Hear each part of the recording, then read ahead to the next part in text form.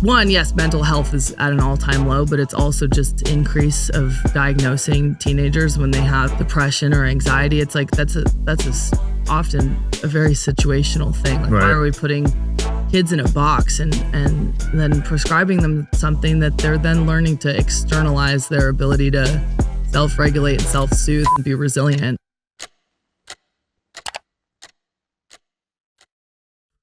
Okay, guys, got Brigid here, COO of MAHA Alliance and MAHA Action. A lot going on in your world. Thanks for coming on. Oh, yeah. Thank you so much for having me. Yeah, I'm sure you're all over the place lately. Yep. Exciting times. DC a lot, Austin, Texas, here in Vegas, LA, all over the place. Nice. How long you been with Bobby in the movement? So I started working with Bobby in April of 2023 when he announced that he was running for president. And, it was a small group of us figuring out how to set up a campaign website, file paperwork with the FEC, that kind of thing. And then his big announcement speech in Boston, which really is when things really took off.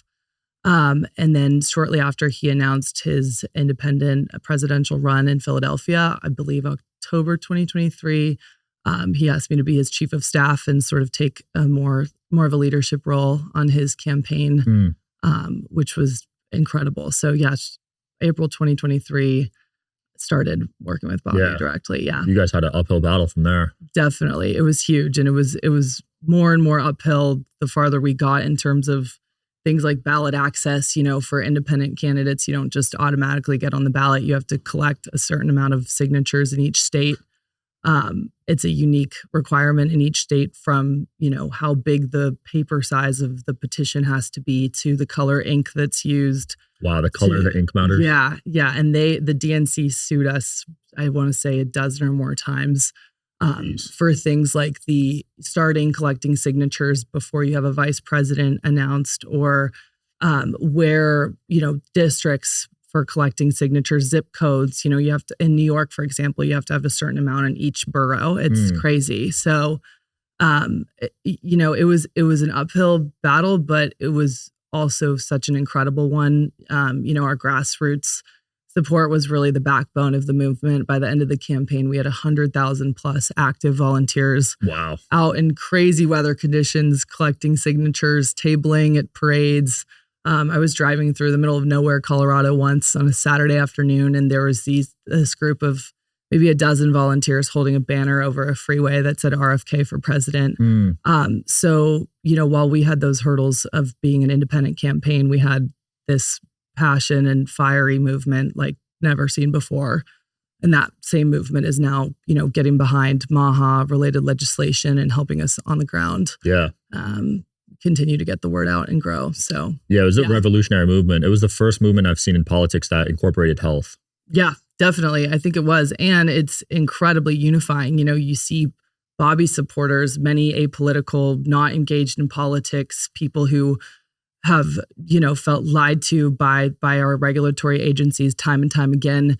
You see them, start to pay attention. And then you see that group of people, aligned now with MAGA, and we've been going to these Republican conventions all over the country, and the MAGA crowd is so excited about MAHA. I mean, it's a new arm of MAGA, but it's also, a nonpartisan movement that we've seen be incredibly unifying, and it's what's necessary. It's not one side or the other. It's just what we need to do. Right. Our health is at an all-time low, and it's a threat to our national security. 77% of young people aren't eligible to join the military. Crazy. So that leaves 23%. Out of that 23%, how many do you think actually want to join the military? It's a huge threat to our national security. So yeah, I'd be curious how the numbers are, if they're dwindling, the number of people in the military. Right. I mean, I think that they are. And I think that we're seeing, rising rates of PTSD in veterans, and veteran health is a huge issue too. So we've been working with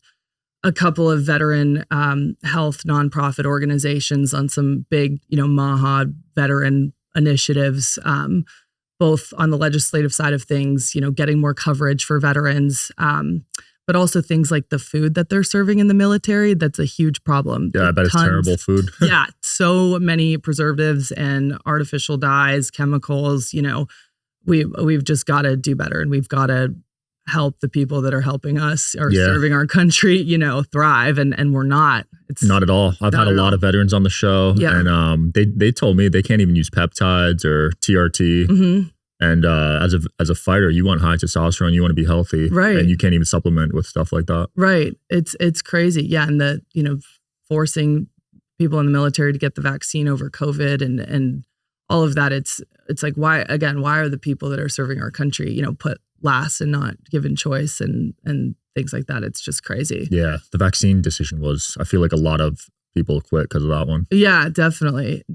I mean, it's like you choose between potentially harming your own body or serving your country. It's crazy. I mean, so I'm excited to see this now take a national stage. People are starting to talk about these things. People are starting to talk about this big pharma forever customer model where we're poisoning our kids, and then big pharma and big corporations are profiting off our kids being sick and our adults being sick and our veterans being sick. Yeah, the prescription model, right? Mm-hmm. I think the average veteran's on over 5 prescriptions. It's something like that. It's crazy. Kids are being prescribed SSRIs at a crazy rate too. Adults are on tons and tons of prescription medications. It's like, why is that the norm? Why is it that when a kid goes into their pediatrician for a checkup and they say, oh, I'm feeling kind of depressed, or, the teacher says that they're off the walls, they can't focus. Why is the first thing to put somebody on Adderall or Lexapro or things like that are just not safe for kids? Right. And it's then, there you have it, a forever customer. When I was in college at Rutgers, Adderall was so easy to get. Yeah. Like everyone in my hall had it.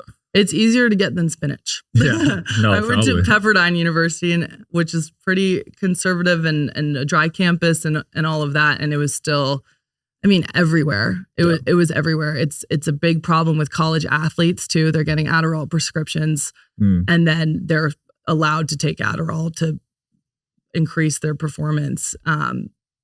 It's across the board a huge issue. It's the accessibility of these things, antidepressants, stimulants, you name it. We've got to think about root causes. And, when a kid is having trouble in school, why not look at what they're eating or how much exercise they're getting? Right. Why is it, okay, let's put them on an addictive pill that they're going to have to be on forever and has crazy side effects that probably more than we even realize. Yep. Is Maha working on any legislator to fight against that? Yeah, I think the biggest thing that we're focused on is transparency. And the biggest thing Bobby is focused on is transparency of our regulatory agencies and increasing regulations to increase informed choice. It's not taking away pharmaceutical companies. It's not even taking away vaccines or drugs or junk food. It's just giving people more resources and educating them on what they're putting in their bodies, what they're putting in their kids' bodies. So there's a bill right now that's passing through committees in New York that requires doctors to lay out the potentially harmful side effects of vaccines 48 hours before the vaccine's administered. Oh, wow. Because what we see now is parents go into doctors' offices and it's not even a question of whether or not you get the vaccine or not. They're not even being presented the mile-long packet of side effects of vaccines. So things like that are like, the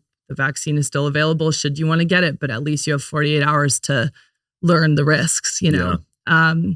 There's also, we're actually tomorrow at the Capitol in Arizona, there's a bill that's being put through that would ban chemical additives from school lunch programs in Arizona. Nice. 30 to 100% 30 million kids are on, have school lunches as 30 to 100% of their calories that they consume. So if we start with school lunches, what kids are eating when they're at school, which, like I said, is a lot of what they're eating, especially in communities where that's the only resources they have is the public school lunches. I think we're going to see a huge improvement in childhood health and childhood chronic disease because we can't have a strong nation and when our kids are eating crap for lunch every day, when they're having Lunchables and Gatorade and candy and sodas.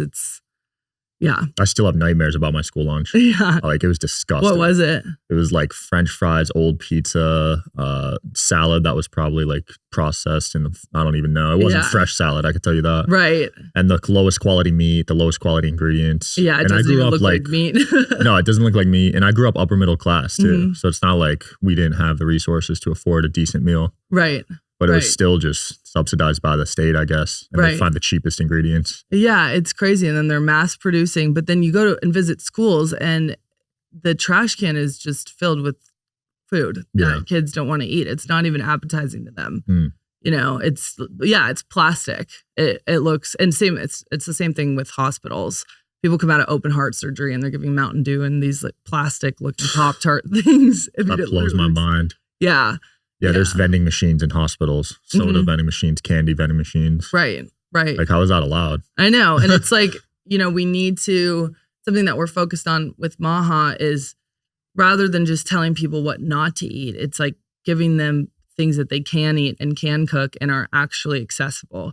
I think there's this issue where people get overwhelmed.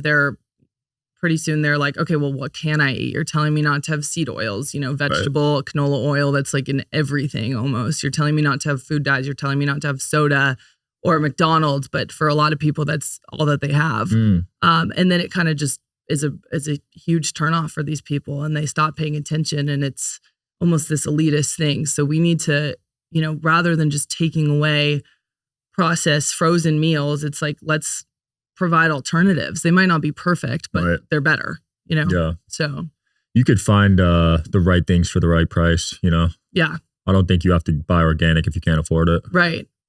And that's the organic label, you know, the foreign companies are importing organic produce and they're essentially paying for the sticker. And it's not actually organic. Oh, really? And there's no oversight. Wow. It's the same thing with supplements that are coming in from overseas. And what that's doing is one, poisoning us, and two, it's driving American small businesses, small farms completely out of business because they're not able to mass produce at that rate. Dang, I didn't know that. So the label doesn't mean what it used to. Yeah, I mean, not always. I mean, I think there's organic farmers here that are incredible and are struggling because they don't have the subsidies that these massive, you know, slaughterhouses, for example, and big farms have. So yeah, I think we need to put America first. We need to put American businesses first. We need to put American farms first.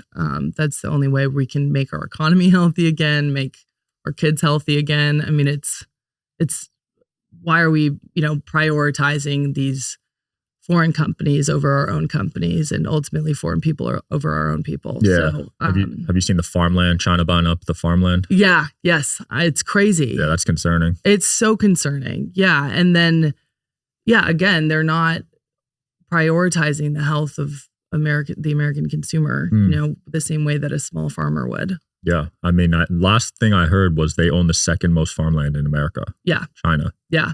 I believe that's that's crazy. It's crazy. And Bill Gates is first. Right. And who knows what he's up to. I know. That's a whole problem in itself. Yeah. So, yeah, I think ultimately we've got to think about our American kids and adults that are, you know, you hear all the time from Bobby and others, there's nothing more profitable than a sick child. Right. And we have to look at the source. We have to look at how food is grown. You know, this pesticide issue is huge right now.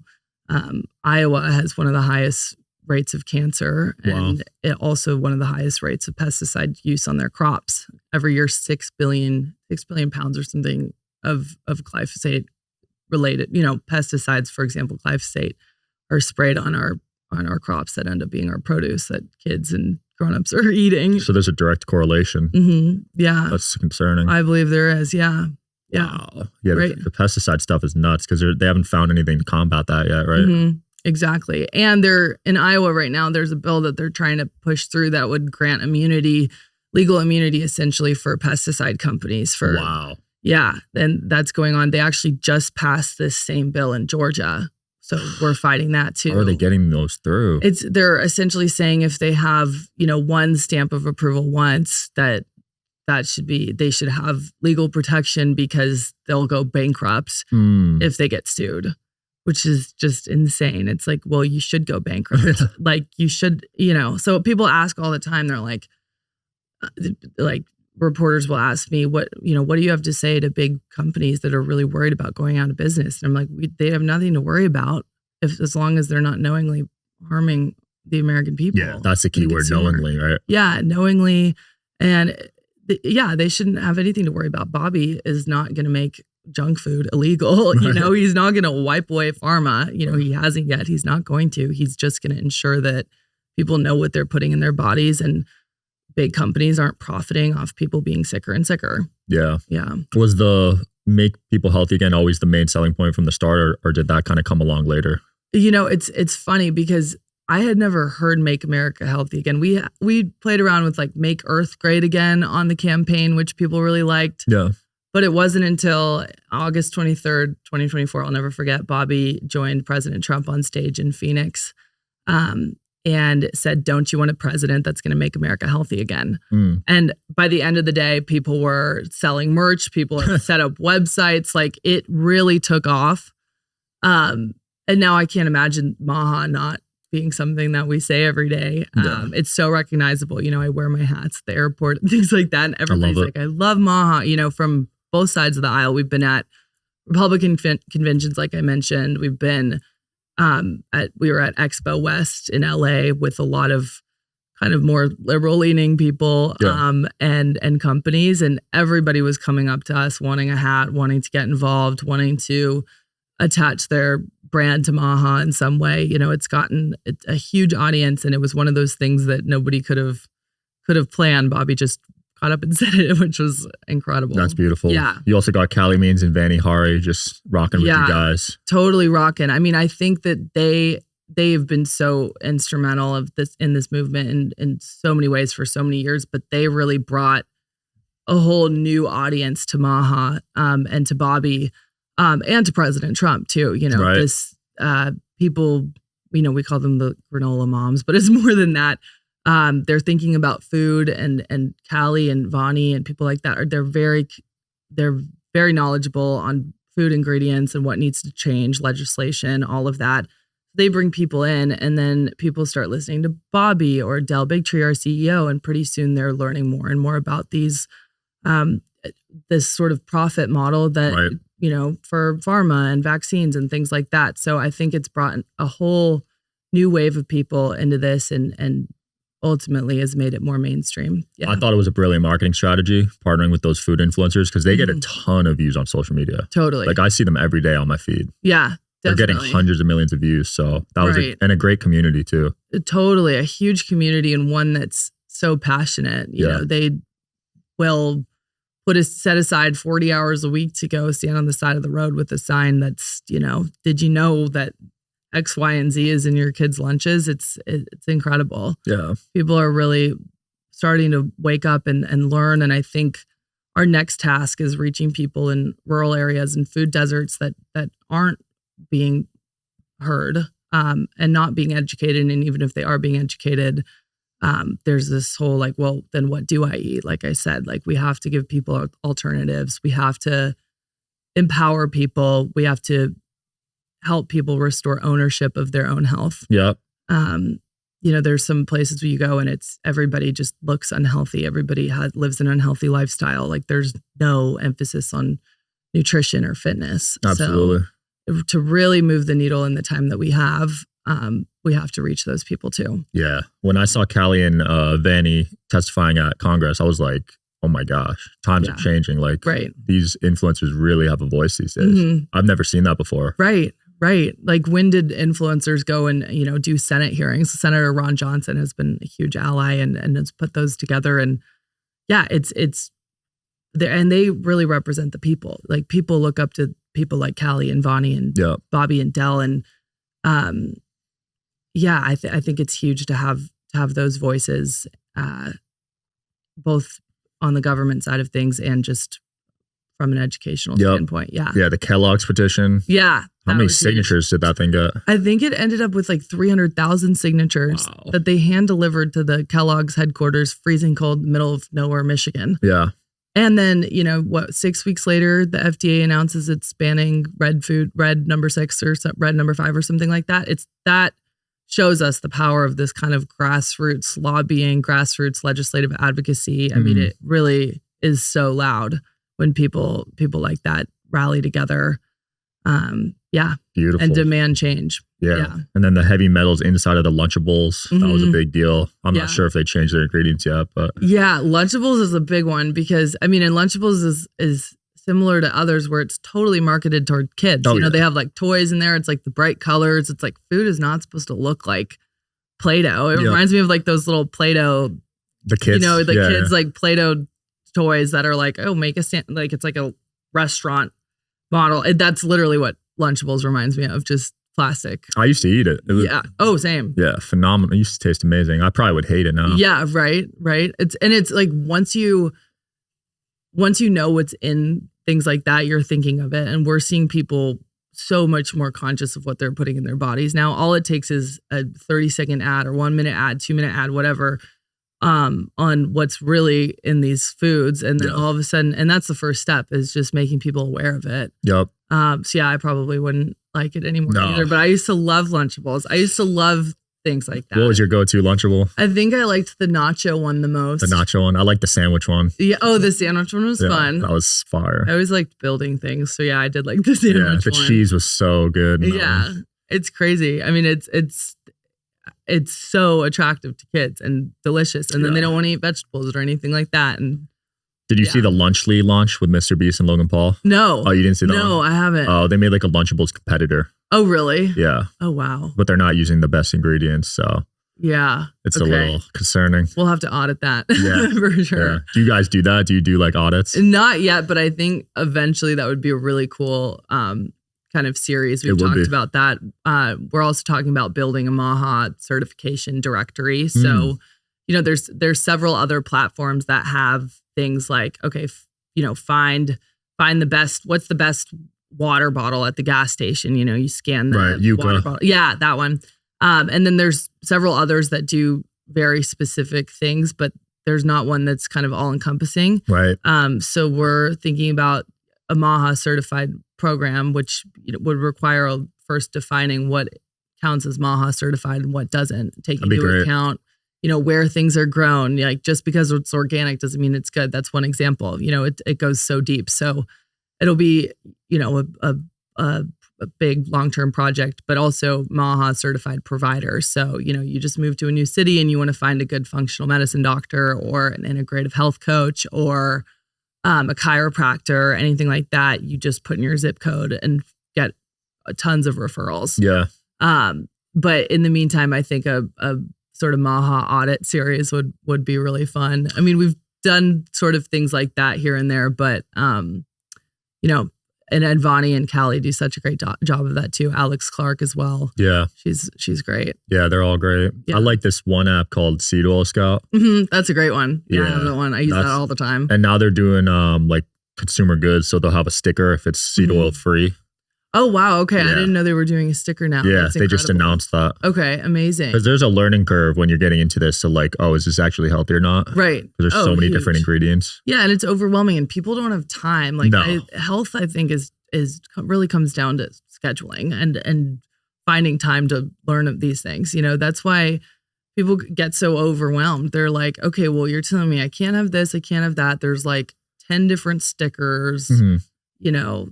People don't have time to look over every ingredient list. And that's where we need to hold these big food companies accountable. Like they need to, if they're saying that something's healthy and they're marketing it to kids and they're essentially knowingly hiding things, like natural flavors is a great one. Right. People see natural flavors and they're like, oh, natural flavors, that's good. Okay, moving on. Don't have time to read between the lines. There's sometimes like 100 different chemical additives that go into creating a natural flavor. Wow. Like it's not natural, and so anything that's things like that, it's like, why are we allowed to call it, using these blanket statements, healthy, organic, or, heart healthy is another big Cheerios. one. Yeah, exactly. Yeah. They don't tell you about the glyphosate, but they'll say it's heart healthy. Yeah. Yeah. So I think it's all about transparency and education and really empowering people to know kind of what to look out for. I mean, I always say if you can't pronounce it, it's probably not good to eat. Yeah, that's a good rule of thumb. Yeah, because these labels are so misleading. I just found out about grass-fed. It just means they were fed grass once. Yeah. Like their whole life they could have been fed corn, GMO corn, but if they got fed grass once, it's considered grass-fed. Right. And it doesn't mean that they're free range. Like they can be totally, kept inside of a cage their whole life, which is there's terrible. So many terms for the eggs now. I remember when I was a kid, there wasn't any terms, and now there's like 40 different terms. It's crazy. Yeah. And so we have to, and I think that's where MAHA comes in and other organizations like MAHA. Like while Bobby and his team in government are cleaning up these regulatory agencies, creating regulations so that companies have to be held accountable and have to, increase transparency on their products. It's our job to educate people in the meantime, because we can move a lot quicker in a lot of ways. Yeah.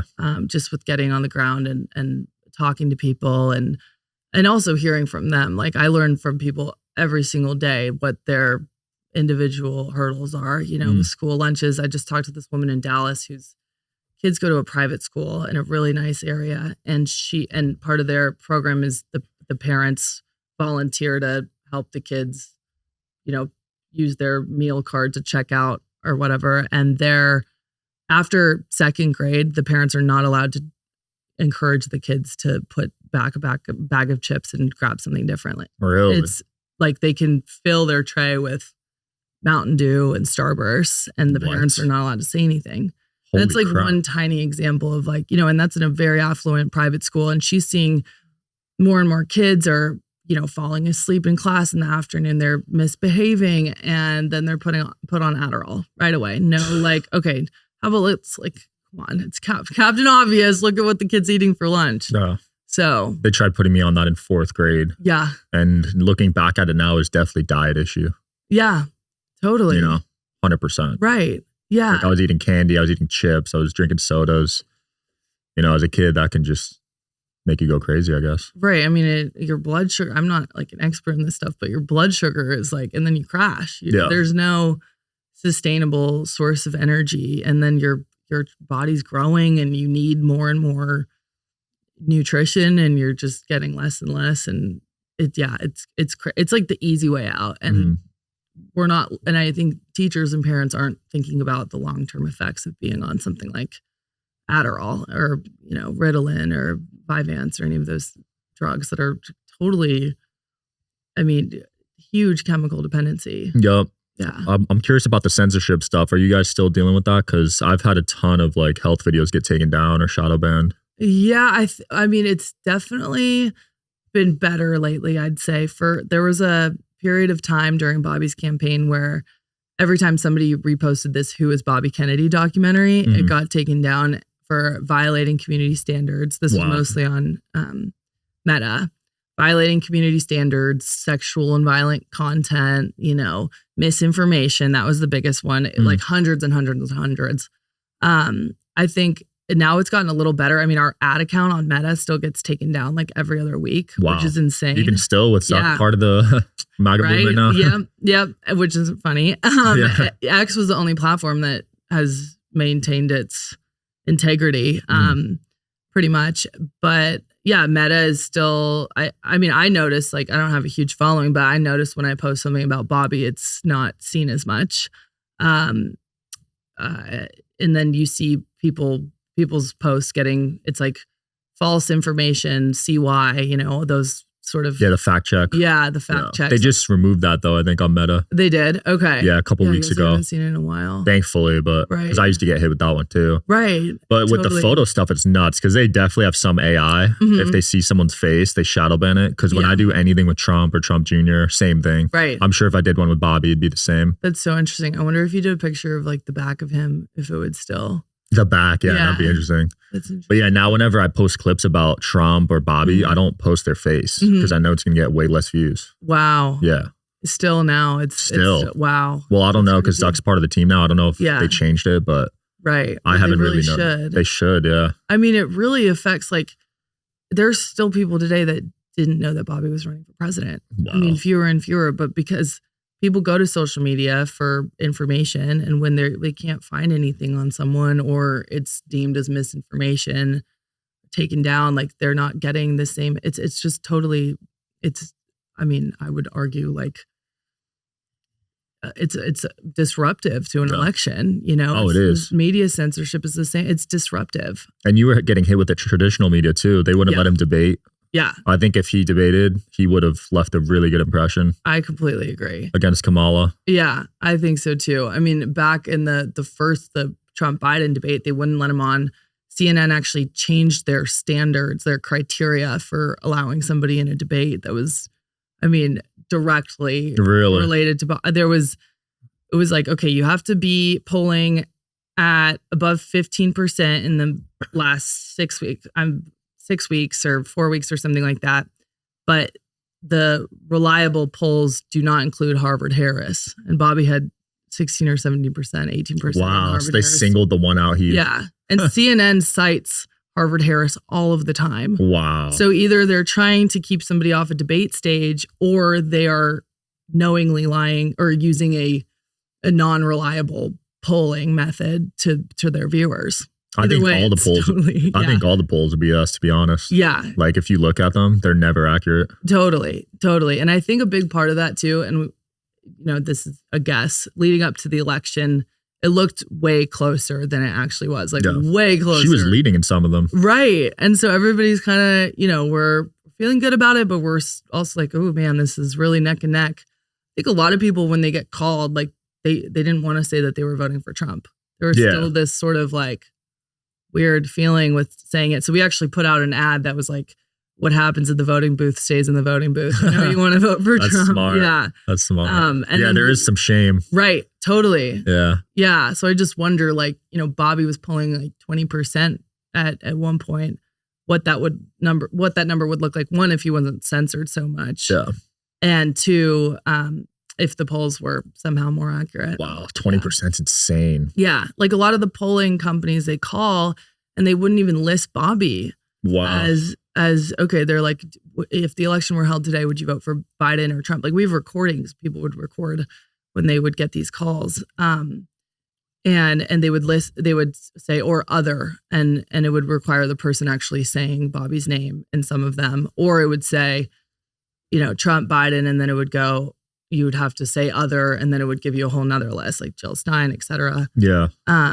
So I think, the methodology is also a huge problem.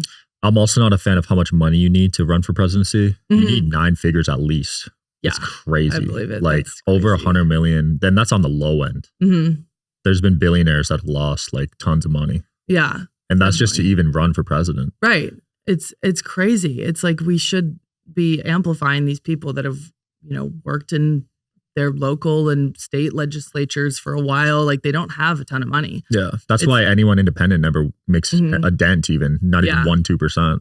Yeah. And the ballot access stuff, it's like huge financial commitment as well, just in terms of on the legal side of things. And then, you know, just even figuring out the requirements, you know, reaching out to every single Secretary of State, having a team on the ground, actually getting the signatures, you know, running that, organizing the petition papers. It was crazy, the hurdles, but I mean, it just speaks to the passion and the commitment of this movement. People, you would think it was their full-time job. Yeah. You guys had to have your own debate. That's the point it got to. Yeah. Which was awesome. I mean, that was really cool. We actually planned that with 48 hours until the debate. Really? Yeah. We had gone back and forth on doing it or not. And, you know, we were still really trying to push and get Bobby on the CNN stage. And we pulled that off. It was a logistical, production beast. Just, you know, stopping. I'm not a producer, but our team was, they were so on it. And I think it came out, I think we had 11 million views. 11 million views on X alone. Yeah. It looks super legit, high quality. Thank you. Yeah, it was fun. Yeah, he crushed it. Yeah, it was amazing. I mean, we were watching that. You were like, how could you not let this guy speak or, you know, cover him on the news? Or why are you calling everything he's saying misinformation and silencing his supporters? And yeah. When you see liberals calling Trump a threat to democracy, what goes through your head? I just think it's hilarious because the DNC tried to sue Bobby so many times for things like, the petition paper being incorrect or starting to collect signatures a day early, or one case the pages of signatures were folded, things like that. They, allocated so much money to just keeping Bobby off the ballot. They did the same thing with Trump in Colorado. It's totally corrupt. It's totally anti-democracy. It's like if your one strategy to win is just keeping everybody else off of the ballot, how is that a democracy? So I just think I think it's hilarious. And the whole way Kamala got just straight to the top, that doesn't seem democratic to me. Right. Not a single primary vote. I mean, it's crazy. And even though Bobby was pulling more votes from Trump than Harris, we never got a single challenge from the right. Not a single one. Really? Yeah. There was no adversaries or. Nope. Yeah, it was all coming from the left, and Trump and Bobby coming together. It's like they had so much that they agreed on. Yeah, it was a really, really beautiful alliance. Be your own people sometimes. Yeah, definitely. Dang. Definitely. Was that a big change for you, or were you conservative growing up, or what's the background there? Yeah, so I grew up in San Francisco with the most liberal classmate dynamic you can imagine. Oh, yeah, San Fran. Yeah, my parents are conservative, Trump sign on their lawn, everything like that. So I always just avoided politics. I thought it was just a means to conflict, and I just hated it. So it's so funny that I ended up here. So for me, Bobby joining Trump just represented the closest thing to a unity ticket that we've ever seen before. Bringing in Tulsi Gabbard, Elon, and the Freedom Force, as we were calling it for a while. We had these really cool stickers with them as superheroes. It just represented this unifying movement like we've never seen before. It's so transformative. Yeah. Two people running against each other, coming together and putting aside their differences for the health and well-being of this country. I think that they probably were able to relate to the censorship and First Amendment infringements a lot, and the health issue, of course. So it wasn't at all weird for me. I mean, it's thinking about, we're one day trying to figure out how to beat somebody and how to get more numbers and up our chances, and then the next we're trying to help somebody win by getting our Bobby supporters over to Trump, which is what we did for the 8 weeks leading up to the election, focusing on battleground states where they wouldn't let Bobby off the ballot, which is another just hilarious thing. Nevada was one of them, right? Nevada, yeah, Wisconsin, Arizona, Michigan, I believe. Yes, they wouldn't let him off, so he wouldn't steal votes, right? Yeah, exactly. Exactly. And so it just speaks to the just anti-democratic process. It's like, okay, you're not letting somebody on the ballot, but wait, all of a sudden that, they join forces with Trump, now we're not letting you off the ballot. It's crazy. Really they were just making up the rules on the fly, which is so not right. And it's not fair to voters. It's not fair to candidates. It's not a fair process at all. So I think them coming together, it was beautiful, and it was really best case scenario. Bobby's focused on these health agencies and making America healthy again, making our food healthy again, making our water environment healthy again. And Trump's in there doing his thing like he's been doing so well. Yeah. I've never seen so many people on the left transition. It seemed like record numbers. Right. It must have been a record, actually. Yeah, it's crazy. I think that it was like the record number of new counties that went red this cycle. And the right won the popular vote, which hasn't happened in a while. Yeah, I think it's just becoming the common sense party. Really, it's like, the left has become so intolerant and the right has become, it's just common sense. Like, boys should not be playing girls sports, for example. They finally got that one through. Yeah, I know. They got it. And as a college athlete, that was a huge one. You were a swimmer, right? I played volleyball. Oh, volleyball? Yeah, beach volleyball at Pepperdine. Yeah, and that girl got a concussion from that one guy basically spiking it, right? Yeah, I knew people who were on track to get a huge Pac-12 or other huge scholarship. And then there was a biological man that came in and could obviously hit the ball way harder. Wow. And pretty soon the coaches would drop them. That's crazy. Yeah. So that's like your whole life when you're playing a sport like that and getting recruited. It's your whole entire. You dedicated your whole 20 years of high school, middle school. Yeah. You know? And then all of a sudden somebody who's not even a female comes and takes that away from you. It's crazy.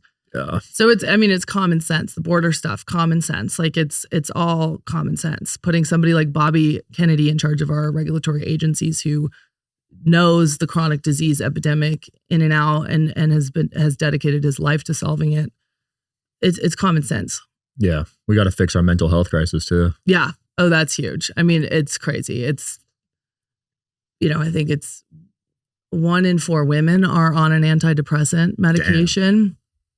40% of teenagers have a mental health diagnosis, which is crazy. I mean, yes, mental health is at an all-time low, but it's also just this increase of diagnosing teenagers when they have depression or anxiety. It's like that's often a very situational thing. Like, why are we putting kids in a box and then prescribing them something that they're then learning to externalize their ability to self-regulate and self-soothe and be resilient, So I think that we need to think about things like nutrition, fitness, community. The opposite of addiction is community. The opposite of suicide is community. And think about, rather than just, somebody saying that they had a bad day and then prescribing them something that they're going to be on forever and has incredibly intense side effects.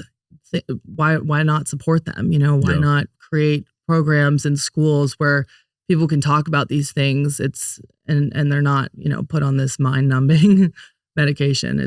I think these labels are dangerous too, because once you get told you have depression, anxiety, you're just going to start saying that every day and start believing it. We're creating victims. We're creating this nature of victimizing people and allowing them to victimize themselves. And it's the opposite of empowerment. It's the opposite of resilience. It's teaching people that they cannot be resilient on their own, that they need this product that's making this big company millions and billions and trillions of dollars, Because then they're just going to start saying they have anxiety and they won't do certain tasks, and then they'll use that as a card. And think about that generation 20 years from now, what that looks like, where people aren't working, the American dream, work hard, make money, have a family, like that's just gone. Like it's really scary. One, the, physical side effects of some of these things. And two, just the sort of culture shift it's creating. I also did want to talk about the infant mortality rate. Oh yeah. 50 times higher than every other industrial nation combined. Why do you think that's so high? I just heard that stat the other day and I've been thinking about it so much. I mean, I think and this is what I've heard. I want to do a deep dive into this, but I think it's access to hospitals. A lot of hospitals in rural areas are closing because they're closing their maternity unit because it's too expensive to maintain. And so then, moms are rushing to the hospital. They don't have access to healthcare, to the healthcare that they need when they're having a baby, and think about how that affects the baby. I think it's also probably what pregnant women are eating. I think it's medications they're on. I think it's the environment, water, food, everything like that. That number is shocking. And I think that number alone speaks to how dire this issue is. And like, it just doesn't make sense. There's no reason why America should have babies that are dying at 50 times higher than every other industrialized nation combined. That's super clearly concerning. There's something wrong. Yeah. I also just found out a lot of nurses are incentivized to do C-sections because it's safer for the hospital. They don't want to get sued. Wow. So the first time they see like a red flag when the baby's coming out, they'll just say, C-section to prevent getting sued. Oh my gosh. Yeah. That's insane. Yeah. And they're just protecting themselves. Like, these hospitals are just protecting themselves and not protecting their patients or their providers even, No, it's super concerning. I'm at the point now where if I have kids, I'm not going to go to a hospital. Like I'm at that point. Right. Because just the more I learn, the more I'm like, what the heck? They also charge you like $20,000. I mean, most families cannot afford that. Right. That's crazy. Right. And then these private insurance companies are just totally benefiting. And, the more you prescribe, the more people are having to pay for medications and pay for healthcare. And then the complications of healthcare and all of that gets more and more expensive. And so we're incentivizing providers essentially to diagnose more, prescribe more, and care less. Like we have a sick care system. We don't have a healthcare system. It's reactive. 90% of what we spend in this country on healthcare is attributed to chronic disease. Like once people already have a chronic disease, it's totally reactive versus proactive. Oh, 100%. When I go to the doctor now, I'm in there for like 7 minutes and I'm out. And there's an hour line to get in. Yeah. And how can you really know how somebody's doing and support them if you're seeing them for 7 minutes? Not even looking them in the eye, No, they don't even remember you the next time you show up.